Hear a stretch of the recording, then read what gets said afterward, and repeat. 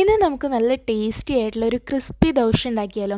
Tomato dosa എന്നാട്ടോ ഇതിൻ്റെ പേര് പോലെ തന്നെ മെയിനായിട്ട് തക്കാളി ഉപയോഗിച്ചിട്ടാണ് ഇതുണ്ടാക്കുന്നത്. പിന്നെ ഇത് അരി കുതിർക്കാനോ അതിൻ്റെ ഒന്നും ആവശ്യമില്ല, പെട്ടെന്ന് നമുക്ക് ഉണ്ടാക്കാം. മാത്രമല്ല ഇതിലേക്ക് ഒരു കറിയുടെ ഒന്നും ആവശ്യമില്ല, ഇതൊറ്റയ്ക്ക് നമുക്ക് കഴിക്കാനും പറ്റും. കുട്ടികൾക്കൊക്കെ എന്തായാലും നല്ല ഇഷ്ടമാവും. കുട്ടികൾക്ക് സ്കൂളൊക്കെ ലീവാണല്ലോ, അപ്പോൾ എന്തായാലും ഉണ്ടാക്കി കൊടുക്കണം. നേരെ നമുക്ക് വീഡിയോയിലേക്ക് പോകാം. അതിന് മുമ്പായിട്ട് നമ്മുടെ ചാനൽ സബ്സ്ക്രൈബ് ചെയ്യാത്തവർ ആരെങ്കിലും ഉണ്ടെങ്കിൽ ഒന്ന് സബ്സ്ക്രൈബ് ചെയ്യാം. അതിൻ്റെ കൂടെയുള്ള ബെല്ലൈക്കണും പ്രസ് ചെയ്യാം കേട്ടോ. ടൊമാറ്റോ ദോശ ഉണ്ടാക്കാൻ വേണ്ടിയിട്ട് ആദ്യം തന്നെ ഞാനിവിടെ 2 തക്കാളി എടുത്തിട്ടുണ്ട്. ഇത് അത്യാവശ്യം വലിപ്പമുള്ള തക്കാളി കേട്ടോ, അതുകൊണ്ടാണ് ഞാൻ 2 എണ്ണം എടുത്തത്. ചെറിയ തക്കാളി ആണെങ്കിൽ 3 എണ്ണം വരെ എടുക്കാം. പിന്നെ ഒരു 3 വറ്റൽമുളക് എടുക്കുന്നുണ്ട്.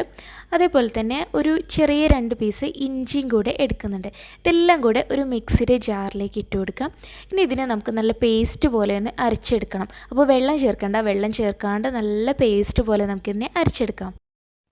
ഇപ്പോൾ ഇതാ നമ്മൾ തക്കാളിയും ഇഞ്ചിയും വറ്റൽമുളകും എല്ലാം കൂടെ നല്ല അടിപൊളിയായിട്ട് അരച്ചെടുത്തിട്ടുണ്ട്. ഇനി നമുക്ക് ഈ അരച്ചെടുത്തത് ഒരു പാത്രത്തിലേക്ക് മാറ്റാം. ഇതാണ് കേട്ടോ മെയിനായിട്ട് നമ്മുടെ ദോശയുടെ ടേസ്റ്റ് തരുന്ന സംഭവം. ഇനി ഇതിലേക്ക് നമുക്ക് കുറച്ച് സംഭവങ്ങളും കൂടെ ചേർക്കാനുണ്ട്. ആദ്യം തന്നെ 1/2 കപ്പ് റവ ചേർത്ത് കൊടുക്കാം. പിന്നെ നമുക്ക് ഒരു 1/2 കപ്പ് അരിപ്പൊടി, നമ്മൾ പത്തിരിയൊക്കെ ഉണ്ടാക്കാൻ എടുക്കുന്ന പൊടിയില്ലേ, ആ പൊടി തന്നെ അതൊരു 1/2 കപ്പ് ചേർത്ത് കൊടുക്കാം. അതിനുശേഷം ഒരു 1/4 കപ്പ് ഗോതമ്പ് പൊടിയും കൂടെ ഇതിലേക്ക് ചേർത്ത് കൊടുക്കാം. ഇനി നമുക്കിതിലേക്ക് വെള്ളം ഒഴിക്കണം. 2 കപ്പ് വെള്ളമാണ് ഇപ്പോൾ നമ്മളിതിലേക്ക് ഒഴിച്ചു കൊടുക്കേണ്ടത്. അപ്പോൾ ഈ 2 കപ്പ് വെള്ളം ഒഴിക്കാം. എന്നിട്ട് ഇതിനെ നന്നായിട്ടൊന്ന് മിക്സ് ചെയ്തെടുക്കണം. കട്ടയൊന്നും ഇല്ലാണ്ട് നല്ല പോലെ തന്നെ മിക്സ് ചെയ്തെടുക്കുക. പിന്നെ ഞാൻ നേരത്തെ പറഞ്ഞല്ലോ, ഈ ദോശയിലേക്ക് കറീൻ്റെ ഒന്നും ആവശ്യം ഉണ്ടാവില്ല കേട്ടോ. ഇത് ഒറ്റയ്ക്ക് കഴിക്കാൻ തന്നെ നല്ല ടേസ്റ്റ് ആയിരിക്കും. ചൂടോടെ കഴിക്കണം, നല്ല ടേസ്റ്റ് ഉണ്ടാകും. അപ്പോൾ ഇതിലെ ഇൻഗ്രീഡിയൻസ് എല്ലാം നമ്മുടെ വീട്ടിലെപ്പോഴും ഉണ്ടാകുന്നതാണ്. അതുകൊണ്ട് എല്ലാവരും എന്തായാലും ഉണ്ടാക്കി നോക്കണം കേട്ടോ. ഉണ്ടാക്കി നോക്കാൻ മറക്കരുത്. എന്നിട്ട് കുട്ടികൾക്ക് കൊടുത്തു നോക്കുക, എന്തായാലും കുട്ടികൾക്കൊക്കെ ഇഷ്ടമാകും. ഇപ്പോൾ നമ്മൾ പൊടികളൊക്കെ ഇതിൽ നന്നായിട്ട് മിക്സ് ചെയ്തിട്ടുണ്ട്. ഇനി ഇതിലേക്ക് ഒരു സവാള ചെറുതായിട്ട് കട്ട് ചെയ്തതും കൂടെ ചേർത്ത് കൊടുക്കാം. പിന്നെ കുറച്ച് മല്ലിയിലയും ചെറുതായിട്ട് അരിയുക, എന്നിട്ട് അതും ഇട്ട് കൊടുക്കാം. പിന്നെ നമ്മൾ ചേർക്കുന്നത് ജീരകമാണ്, ചെറിയ ജീരകം. ഞാനിവിടെ ഏകദേശം ഒരു 1/2 ടീസ്പൂണേ എടുത്തിട്ടുള്ളൂ, അത് ചേർത്ത് കൊടുക്കുക. അതേപോലെ 1 ടീസ്പൂണോളം കുരുമുളക് പൊടി ഇത്ര വേണമെന്നില്ല കേട്ടോ, നമ്മൾ എരിവിനനുസരിച്ച് ചേർത്താൽ മതി. പിന്നെ ആവശ്യത്തിന് ഉപ്പും കൂടെ ചേർക്കുക.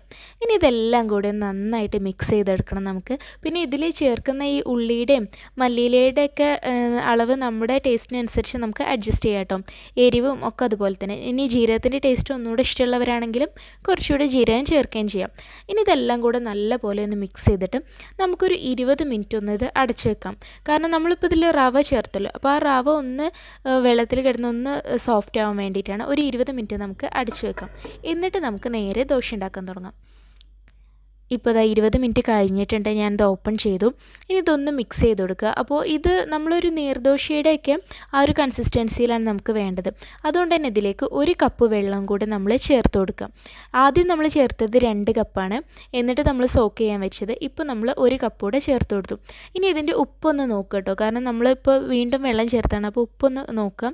ഞാനിപ്പോൾ ഉപ്പ് നോക്കിയപ്പോൾ ഇതിൽ കുറച്ച് ഉപ്പ് കുറവുണ്ട്, അതുകൊണ്ട് ഞാൻ കുറച്ചുകൂടെ ഉപ്പ് ചേർത്ത് കൊടുക്കുകയാണ്. അപ്പോൾ ഈ സമയത്ത് ഉപ്പ് നോക്കാൻ മറക്കരുത് കേട്ടോ, നോക്കിയിട്ട് ആവശ്യത്തിന് ചേർത്ത് കൊടുക്കാം. ഇനി ഇത്രയേ ഉള്ളൂ. ഇപ്പോൾ കറക്റ്റായിട്ടുള്ള പാകത്തെ കൺസിസ്റ്റൻസി ആയിട്ടുണ്ട്. ഇനി നമുക്ക് നേരെ ദോശ നമ്മൾ നീർദോശയൊക്കെ ഉണ്ടാക്കുന്ന പോലെ വേഗം ചുട്ടെടുക്കാം. അപ്പോൾ ഞാനിവിടെ ദോശപ്പാൻ വെച്ചിട്ടുണ്ട്.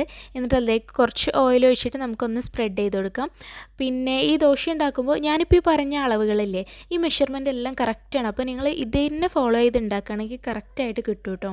പിന്നെ തക്കാളിയുടെ കാര്യം ഞാൻ നേരത്തെ പറഞ്ഞല്ലോ, ഞാൻ വലിയ തക്കാളി ആയതുകൊണ്ടാണ് 2 എണ്ണം എടുത്തിട്ടുള്ളത്.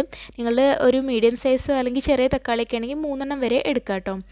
എന്നിട്ട് ഞാനിപ്പോൾ ഇത് ഒഴിച്ചു കൊടുത്തിട്ടുണ്ട്. ഇനി നമ്മളിത് കവർ ചെയ്ത് വെക്കരുത് കേട്ടോ, കാരണം നമുക്ക് നല്ല ക്രിസ്പി ആയിട്ട് കിട്ടേണ്ടതാണ്. ഇപ്പോൾ എൻ്റേത് അത്യാവശ്യം നല്ല ക്രിസ്പി ആയിട്ട് വന്നിട്ടുണ്ട്.